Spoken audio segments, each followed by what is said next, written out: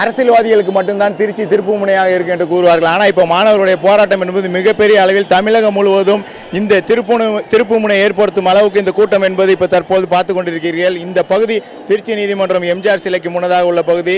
மாணவர்கள், பேராசிரியர்கள், பொதுமக்கள், பெண்கள் என வயது முதிர்ந்தோர் அனைவருமே இந்த சாலை முழுவதும் அமர்ந்து தொடர்ந்து கோஷங்களை எழுப்பியவாறு ஜல்லிக்கட்டை உடனே நடத்த வேண்டும், ஜல்லிக்கட்டுக்கு ஆதரவாக தொடர்ந்து போராட்டத்தில் ஈடுபடுவோம், பீட்டாவை உடனே தடை செய்ய வேண்டும் என்ற கோரிக்கையை ஒற்றை குரல் இல்லை, ஒட்டுமொத்தமாக பல்லாயிரக்கணக்கான இல்லை பல லட்சக்கணக்கான குரல் இங்கே ஒலித்துக் கொண்டே இருக்கிறது.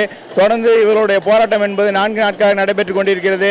இந்த காட்சிகளை நேரடியாக நம்ம பிரத்யேகமாக இந்த காட்சிகளை பதிவு செய்துள்ளோம். தற்பொழுது அவர்கள் தொடர்ந்து இந்த போராட்டத்தில் ஈடுபடும் வண்ணம் திருச்சி ஒட்டுமொத்தமாக மாவட்டத்தில் உள்ள அனைவரும் இந்த சாலையின் இருபுறங்களிலும் அமர்ந்தும் நின்றும் அவர்கள் தங்களுடைய கோஷங்களையும் தங்களுடைய கண்டன குரல்களையும் பீட்டாவுக்கு எதிராக அவர்கள் பதிவு செய்து வராங்க. மத்திய அரசு உடனே நடவடிக்கை எடுக்கணும்.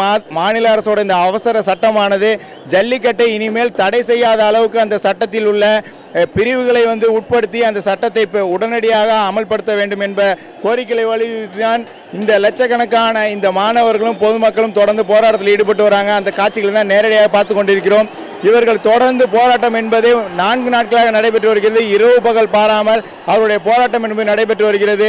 திருச்சி மாநகர் முழுவதும் சாறை சாறையாக மாணவர்கள், பொதுமக்கள், வயதானவர்கள், சிறு குழந்தைகள் முதல் சிறுவர்கள், சிறுமியர்கள் என அனைவருமே தனித்தனியாக வாகனங்களிலும் அவர்கள் நடந்தும் அவர்கள் வந்து கொண்டிருக்காங்க.